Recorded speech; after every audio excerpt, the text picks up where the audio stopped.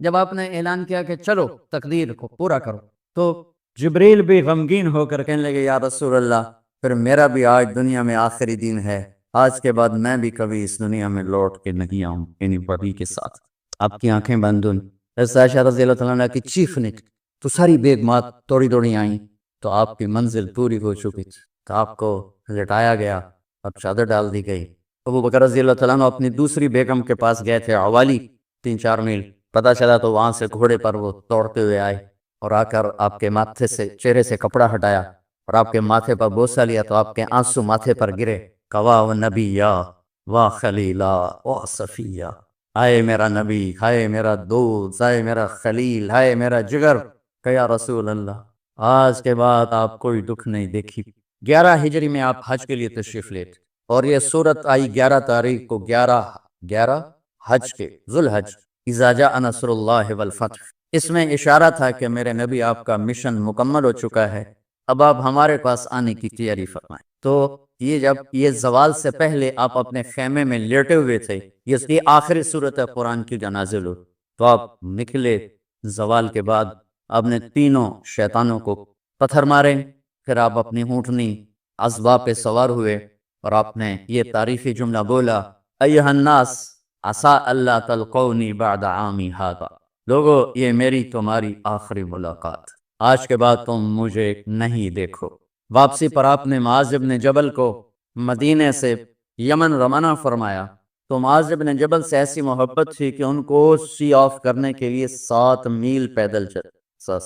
اب کسی کو روانہ کرنے کے لیے ساتھ نہیں چلتے تھے، مسجد سے روانہ کر دیتے تھے۔ معاذ بن جبل کو 7 میل ساتھ چلے، اور جب آخری پوائنٹ آیا سفر کا تو کہنے لگے معاذ عسیٰ اللہ تلقانی بعد عامی ھذا، معاذ میری آخری ملاقات، وَلَعَلَّكَ تَمُرُّ بِقَبْرِي وَمَسْجِدِي ھَذَا، جب تو واپس آئے گا تو میری قبر دیکھے گا اور میری مسجد مجھے نہیں دیکھے۔ تو فَبَكَىٰ مُعَاذٌ جِشْعًا لِفِرَاقِ رسول اللہ، تو معاذ بن جبل پھوٹ پھوٹ کے رونے لگے آپ کی جدائی کا تصور کر، تو آپ کی آنکھوں میں بھی آنسو آ گئے، تو آپ نے جلدی سے منہ یوں پھیر لیا، معاذ پیچھے ہو گئے اور آپ ادھر ہو گئے، اپنے آنسو چھپا لیے، وفرمایا معاذ ان اولی الناس بی المتقون من کانوا وحیث کانوا، معاذ اس جدائی کا غم نہ کر، جو تقوی پر مرے گا وہ میرا سب سے قریب ہوگا، چاہے وہ پاکستان میں ہو چاہے افریقہ میں ہو، میرے سب سے قریب وہ ہوں گے جو تقوی والے ہوں گے، جو اللہ سے حیا کرنے والے ہوں گے۔ جب آپ واپس تشریف لائے 29 صفر،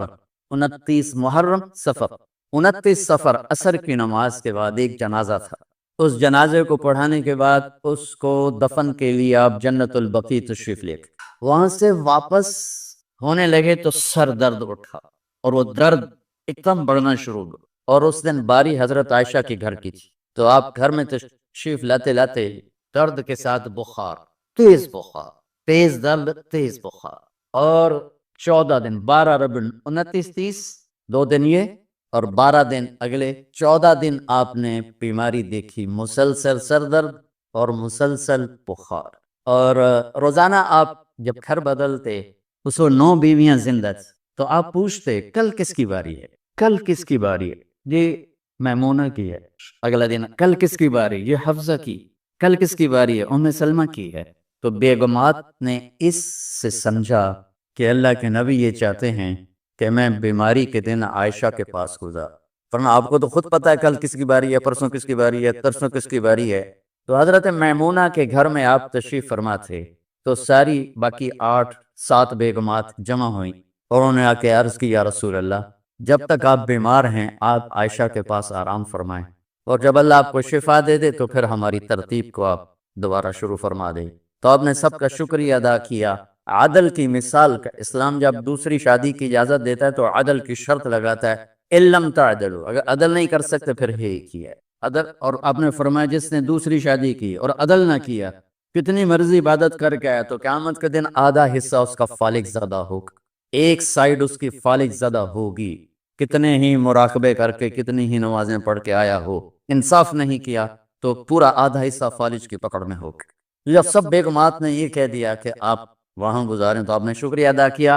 علی اور عباس کو بلایا، ان کے کندھوں پہ آپ نے یوں ہاتھ رکھے اور آپ کے پاؤں یوں زمین پہ لگ رہے، آپ پورا پاؤں نہیں لگا پا رہے تھے، کمزوری سے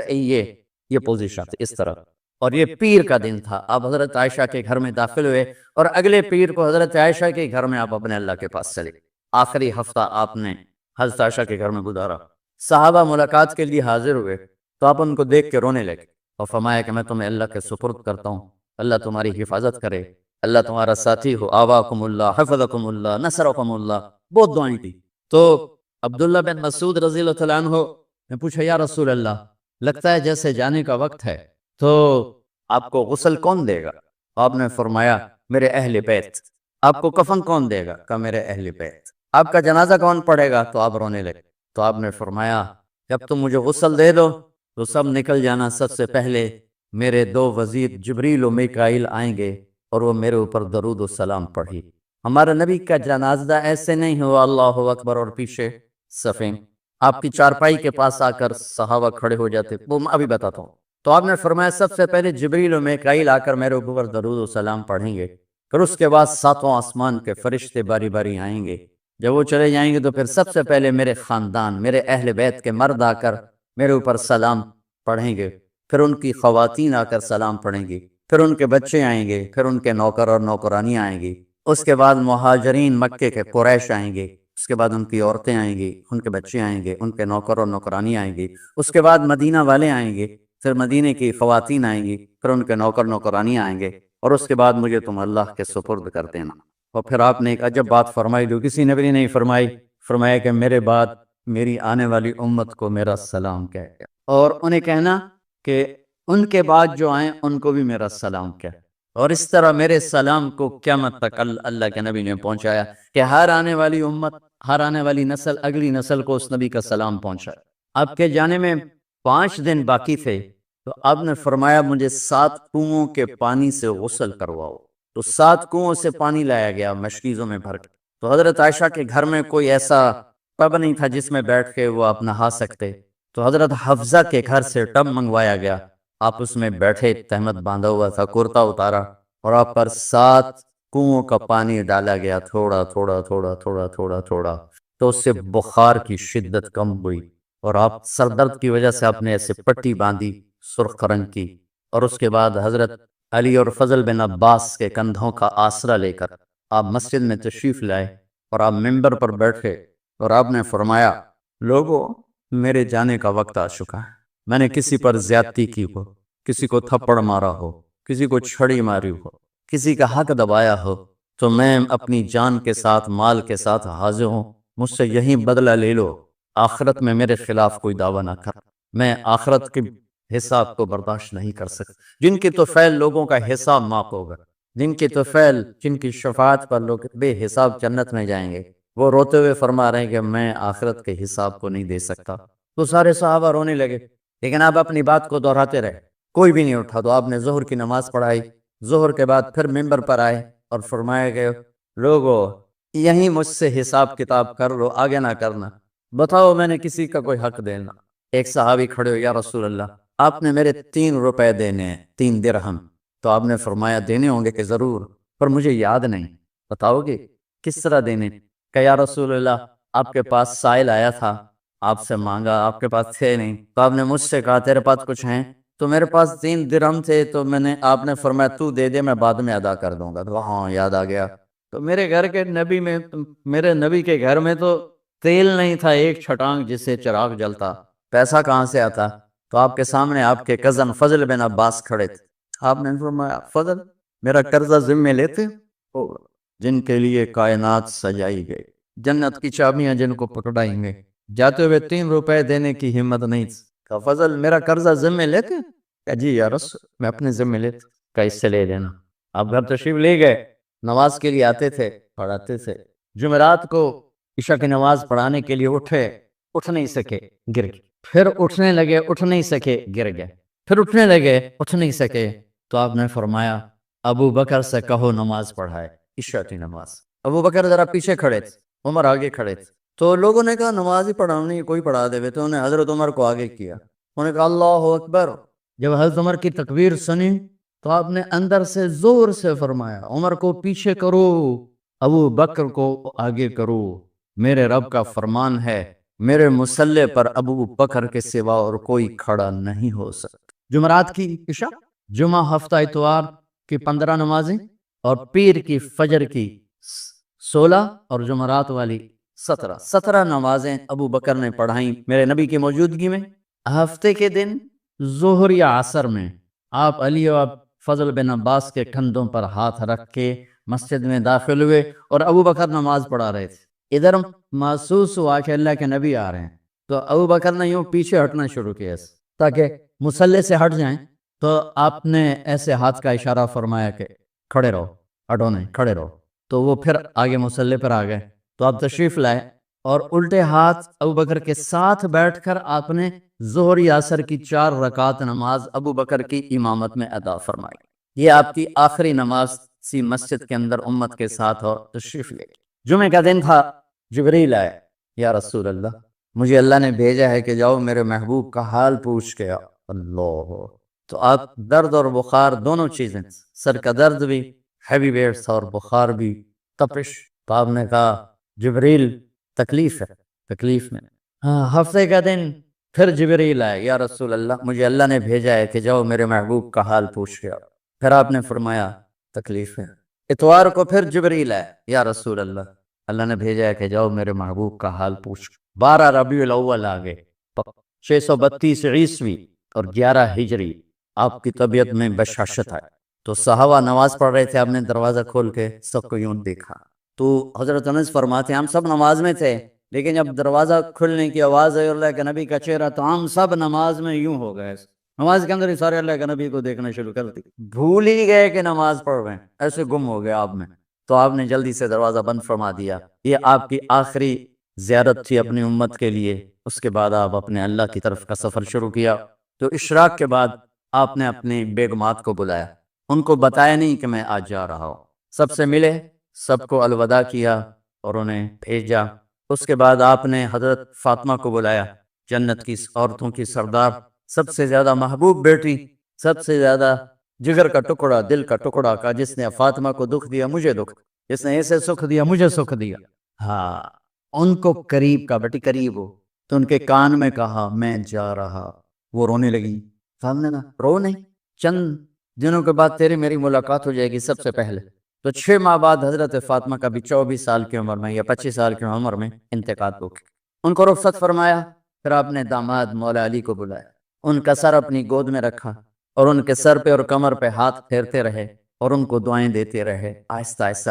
تھی آواز اونچی نہیں تھی، پست آواز سے، اور یوں سر پہ کمر پہ، سر پہ کمر پہ، اور دعائیں دے رہے ہیں۔ ان کو رخصت فرمایا، آخر میں اپنے جگر کے ٹکڑے حسن اور حسین کو بلایا۔ ایک آپ کو حدیث سنات، میرے نبی نے فرمایا اپنے بچوں کو عزت دیا کرو، اکرمو اولادکم، خاص طور پہ ان ماؤں سے کہتا ہوں کہ جب ہم بچوں سے عزت چھین لیتے ہیں، ان سے ہم سب کچھ چھین لیتے، پڑھے نہیں ہو، اسکول نہیں گئے ہو، ٹیوشن نہیں پڑھی ہے، ہوم ورک نہیں کیا ہے، یہ کیوں کھایا، یہ کیوں پہنا، اس پر جب ماں اور باپ بچے کو ذلیل کرتے ہیں تو آپ یاد رکھیں آپ ان کے دلوں میں اپنے لیے نفرت پر رہے۔ میرے نبی نے فرمایا بچوں کو عزت دو، اولاد کو عزت، وہ عزت تمہیں واپس کریں گے جب تمہیں ضرورت ہو، جب تم ان کے محتاج بنو گے تو پھر وہ عزت تمہیں واپس ملے گی۔ اگر ڈانٹ ڈپٹ ڈانٹ ڈپٹ ڈانٹ ڈپٹ تربیت کے نام پر کچھ نہیں ملے گا، تو آپ حسن حسین کو کیا عزت دیتے تھے؟ آپ نماز پڑھا رہے ہیں، نماز ہے مسجد کے اندر، گھر میں نہیں ہے، اور آپ سجدے میں گئے، دونوں بھائی کود کے کمر پہ چڑھ گئے۔ کوئی ہمارے آج کا دیندار ہوتا وضو تھا ہی انہوں نے 2 لیتر مارنے ہیں، آپ نے سجدہ لمبا کر دیا، صحابہ کو خوف ہوا کہ آپ فوت ہو گئے۔ عبداللہ بن مسعود سر اٹھا کے دیکھا تو دونوں بھائی کمر پہ چڑھے ہوئے تھے اور آپ سجدے میں پڑے ہوئے تھے۔ انہوں نے ہاتھ آگے بڑھایا اتارنے کے لیے، تو آپ نے بغلوں سے دیکھا کہ کوئی ہاتھ آ رہا ہے بچوں کو اتارنے کے لیے، تو سجدے میں ایسے ہاتھ ہوتے ہیں، تو آپ نے یوں کر کے ان کو روک دیا اشارے سے۔ جب تک حسن حسین علیہم السلام کمر پہ سوار رہے میرے نبی نے سجدے سے سر نہیں اٹھایا، یہ عزت دی۔ اور جب وہ اترے پھر آپ سجدے سے اٹھے، سلام پھیرتے ہی آپ نے دونوں بچوں کو گود میں لے کے فرمایا میرے ماں باپ ان پہ قربان، انہیں تکلیف نہ دیا کر، اور آپ ان کے لیے گھر آتے، روزانہ ٹائم نکالتے۔ آج والدین کے پاس اولاد کے لیے ٹائم نہیں، کل اولاد کے پاس والدین کے لیے ٹائم نہیں ہوگا۔ اپنے بچوں کو میں یہ نہیں کہتا ہوں بیٹھ کے نصیحتیں کرو، صرف محبت ٹرانسفر کرو، ٹائم لو، موبائل آف کرو، ٹی وی آف کرو، اور صرف آپ اور بچوں میں ایک ایسا تعلق ہو کہ ان کا بلوٹوتھ بھی آن ہو جائے، آپ کا بلوٹوتھ بھی آن ہو جائے اور سارا ڈیٹا ٹرانسفر ہو جائے۔ بلوٹوتھ کو آن کیے بغیر ڈیٹا ٹرانسفر ہوگا؟ دسو بھائی۔ تو ہمارے بچوں کے بلوٹوتھ آف ہیں سکولنگ کی وجہ سے، ڈانٹ ٹپٹ کی۔ 3 سال کا بچہ والا سکول جانے کے قابل ہوتا ہے؟ 3 سال کا بچہ ماں کی گود کے لیے ہوتا ہے، باپ کی چھاؤں کے لیے ہوتا ہے، وہ روتا ہوا جاتا ہے، روتا ہوا آتا ہے، روزانہ ماں باپ سے نفرت اپنے اندر وہ پیدا کرتا ہے اور اس کو پالتا ہے، پڑھاتا ہے، بڑھاتا ہے۔ آپ گھر میں تشریف لاتے اور حسن حسین کے لیے گھٹنے ٹیک دیتے، ہاتھ ٹیک دیتے، آؤ بچوں اپنے اونٹ پہ چڑھ جاؤ، دونوں بچوں کو کمر پہ چڑھا کے اور پورے کمرے میں چکر لگاتے، بس پھر پوچھتے تمہاری سواری کیسی ہے، اونٹ کیسا ہے؟ پھر دونوں کو اتار کے زینب کو بٹھاتے اور زینب کو پورے کمرے کا چکر لگواتے۔ شہنشاہ ہے انبیاء، انبیاء کے بادشاہ نہیں، پوری کائنات کی اللہ تعالیٰ نے آپ کو بادشاہی عطا فرمائی، سرداری عطا فرمائی، اور کائنات کی سب سے زیادہ مصروف ترین اور ذمہ دار ترین ہستی روزانہ بچوں کے لیے ٹائم نکالتے تھے۔ ادھر چھوٹا سا تاجر کہتا ٹائم کوئی نہیں، یا مائیں کہتی ہیں ٹائم کوئی نہیں۔ ہائے ہائے ہائے، جگر کے ٹکڑوں کو بلایا، جو ہی سینے سے لگایا، سر کٹ کے نیزے پہ چڑھا، بیویوں کو رخصت کیا، آگے آنے والے زمانے میں دیکھ رہے تھے کہ میرے بچوں کے ساتھ کیا ہونے والا ہے، اس پر جو ہی بچوں کو سینے سے لگایا تو آپ کے آنسوں نکلنے شروع۔ ایک زہر میں تڑپ تڑپ کے وہ چلے گئے تو جبریل آ گئے، یا رسول اللہ باہر ملک الموت دروازے پر کھڑا ہے، اندر آنے کی اجازت چاہتا۔ تو آپ نے فرمایا آ جائے، میں نے کب روکا؟ تو ملک الموت اندر آیا، ایک فرشتہ اور بھی تھا، کہا السلام علیکہ یا رسول اللہ، یا رسول اللہ میں آپ کو سلام پیش کرتا ہوں، میں نے کبھی کسی کو سلام نہیں کیا۔ آپ کے رب نے فرمایا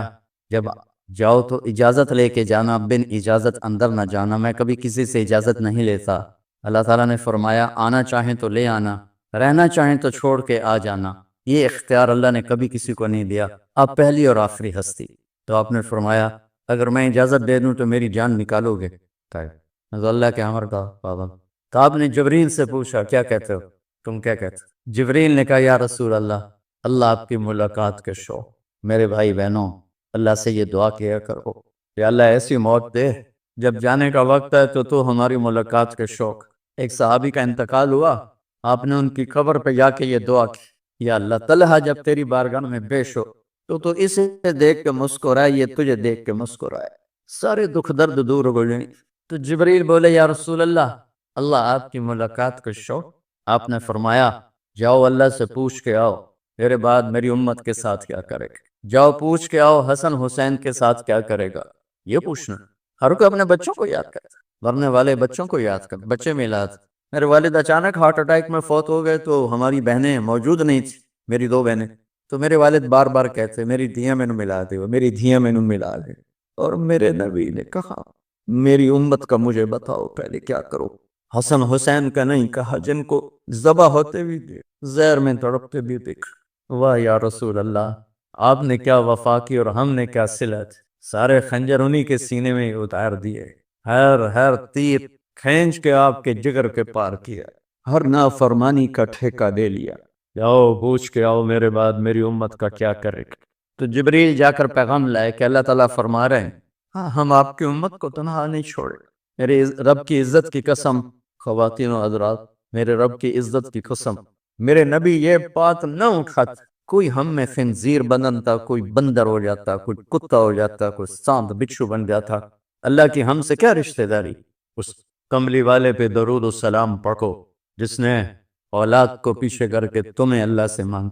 اور محشر کے میدان میں جب جہنم آ کے ایک چیخ مارے گی اور آدم سے لے کر عیسیٰ علیہ السلام تک ہر نبی کہے گا نفسی نفسی، ہر ماں باپ کہے گا نفسی نفسی، ہر بیٹا بیٹی کہے گا نفسی نفسی، ہر خاوند بیوی کہے گا نفسی نفسی، ہر بھائی بہن کہے گا نفسی نفسی۔ حضرت ابراہیم کہیں گے یا اللہ کسی کا سوال نہیں کرتا، میری آنکھ بچے۔ عیسیٰ علیہ السلام کہیں گے یا اللہ میں اپنی ماں مریم کا بھی سوال نہیں کرتا، میری جان نفسی نفسی۔ کہ ہنگامے میں ایک آواز آئے گی امتی امت، کون ہے یہ؟ سر یہ دنیا نفسی نفسی کہہ رہی، یہ کون ہے امتی امتی کہنے والا؟ آواز کے تعاقب میں جب نظریں جائیں گی تو اپنے نبی کو دیکھ لینا، تڑپتے ہوئے بدن کے ساتھ، کانپتے ہوئے ہاتھوں کے ساتھ، اور پھیلی ہوئی جھولی کے ساتھ، اور بہتے ہوئے آنسوؤں کے ساتھ۔ صرف ایک ہستی ہو صلی اللہ علیہ یا رسول اللہ، صرف ایک ہستی ہوگی جو کہیں گے یا اللہ میری امت، یا اللہ میری امت، یا کا